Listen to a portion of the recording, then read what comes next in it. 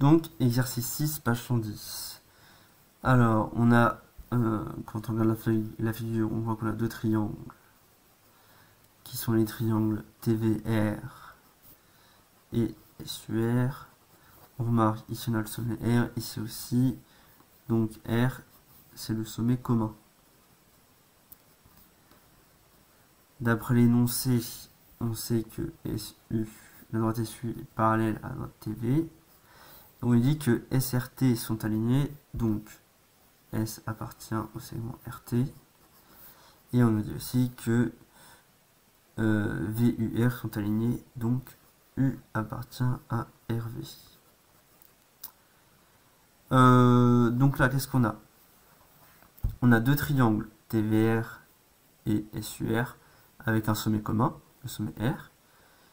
On a des droites parallèles, et on a S qui appartient au segment RT et U appartient au segment RV. Donc, on a toutes les conditions pour être dans une configuration de Thalès, pour utiliser les conséquences. Donc, en conséquence, on peut par exemple faire le tableau de proportionnalité, parce qu'on sait que les côtés sont proportionnels. Donc on a le triangle RSU et le triangle RVET.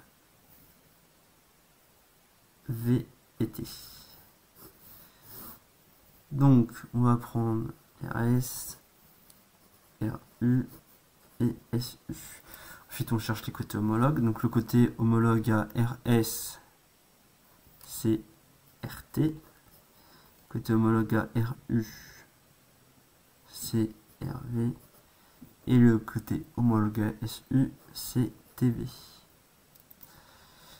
Donc on peut résoudre l'exercice avec un tableau de proportionnalité. Mais nous, on va utiliser les égalités de Thalès.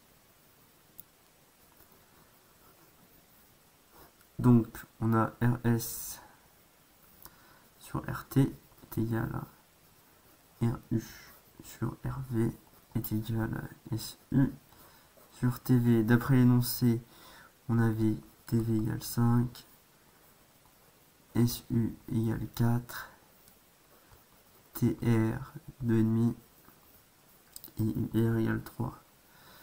Donc, qu'on remplace, ça nous fait RS sur 2,5, 3 sur RV est égal à 4 sur 5. Donc on va pouvoir calculer RS. Donc, du coup, en premier, si on écrit, on va écrire RS sur RT. Et après, soit on prend RU sur RV ou SU sur TV. Donc on va prendre SU sur TV, parce que si on prend RU sur RV, on a juste 3 sur RV, et donc on a deux inconnus, et ça ne nous aide pas. Il faut prendre quelque chose qui n'a pas d'inconnu, comme SU sur TV, on sait que ça fait 4 cinquièmes. Donc ensuite, on remplace RS sur 2,5 est égal à 4 sur 5. Donc là, il nous faut un numérateur ou un dénominateur commun. Donc là, on va chercher un dénominateur commun. 2,5 fois 2, ça fait 5. Donc on va pouvoir multiplier par 2. Donc 2 fois RS sur 2 fois 2,5 est égal à 4 sur 5.